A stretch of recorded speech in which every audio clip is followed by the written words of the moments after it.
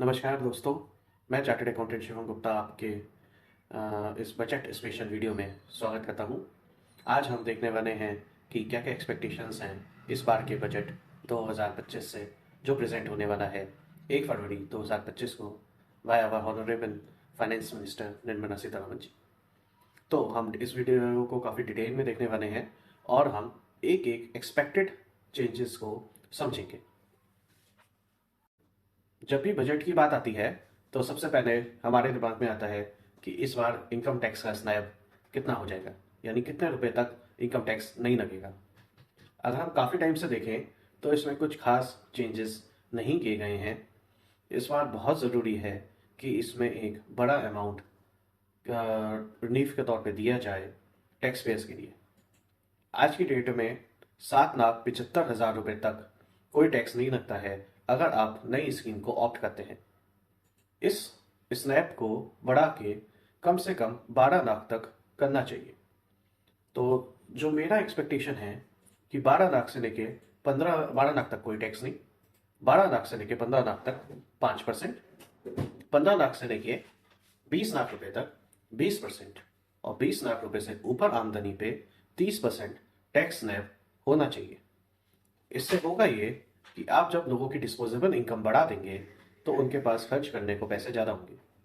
और आज की डेट में बहुत ज़रूरी है, खासकर कि मेट्रो सिटीज़ में, कि इस स्लैब को बढ़ाया जाए और लोगों को टैक्स से रिलीफ दिया जाए। एक दूसरा कंसेप्ट लाया जा सकता है जॉइंट टैक्सेशन का।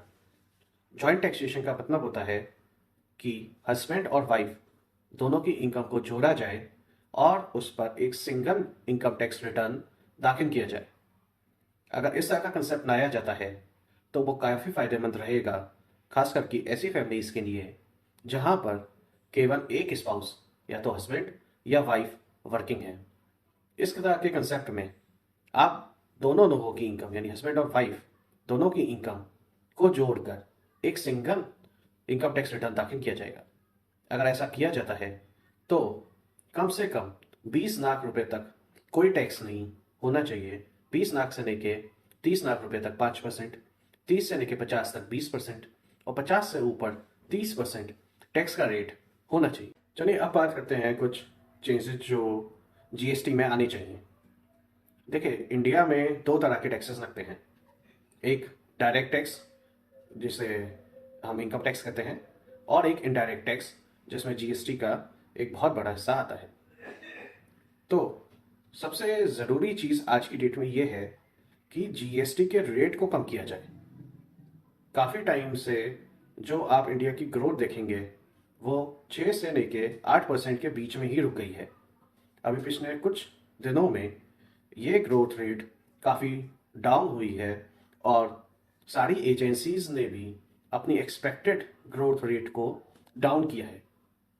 इसका मतलब कहीं ना कहीं हम उतनी स्पीड से ग्रो नहीं कर रहे हैं जितनी स्पीड से हमें करना चाहिए। अगर आप चाइना की बात करेंगे तो चाइना ने लगातार 20 सालों से 10% से ऊपर की ग्रोथ अचीव की है, जिसकी वजह से वो आज डेवलप्ड कैटेगरीज की रेस में सबसे आगे पहुंच गए हैं। अभी आपने देखा होगा चाइना ने एआई आर्टिफिशियल इंटेलिजेंस में भी अमेरिका को पीछे छोड़ दिया है। अगर ऐसे ही ग्रोथ रेट इंडिया को अचीव करनी है तो बहुत ज़रूरी है कि यहाँ पे इनकम दी जाए मिडिल क्लास और लोअर क्लास लोगों के लिए, और वो पैसा जो टैक्स के लिए कलेक्ट किया जाए वो कनेक्ट किया जाए रिच या जिसे कहते हैं इंडिया फर्स्ट क्लास लोगों से। इसके लिए बहुत ज़रूरी है कि जीएसटी में बड़े बदलाव किए जाएं और जीएसटी का रेट कम किया जाए। कॉर्पोरेट टैक्सेशन को बढ़ाइए, आप इनकम टैक्स आप कलेक्ट कीजिए, कॉर्पोरेट से कलेक्ट कीजिए, और बड़े एग्रीकल्चरिस्ट जो बड़े फार्मर्स हैं जिनके ऊपर आज की डेट में कोई टैक्स नहीं लगता उनसे टैक्स लीजिए। लेकिन जीएसटी जो होता है वो हर एक से कनेक्ट किया जाता है, चाहे वो एक बड़ा बिजनेसमैन हो या एक छोटा मिडिल क्लास आदमी हो या लोअर क्लास आदमी हो। उम्मीद है आपको ये वीडियो अच्छा लगा होगा, और ऐसे ही वीडियोस आप अगर देखना चाहते हैं तो ये पहला वीडियो है, इस चैनल को सब्सक्राइब कीजिएगा। बजट के बाद भी मैं एक वीडियो बनाऊंगा कि क्या क्या चेंजेस जो हमने एक्सपेक्ट किए थे वो आए हैं इस बजट में या नहीं। हालांकि बहुत ज़रूरी है गवर्नमेंट के लिए कि इस बजट पे फोकस करना क्योंकि काफ़ी लोगों को उम्मीद है इस बजट से। अगर नहीं होते हैं बड़े चेंजेस तो बड़ा मुश्किल है कि हम कभी डेवलप्ड कंट्रीज़ में आ पाएंगे, हम शायद डेवलपिंग ही रह जाएंगे। तो ये वीडियो अच्छा लगा हो तो सब्सक्राइब जरूर कीजिएगा। Thank you.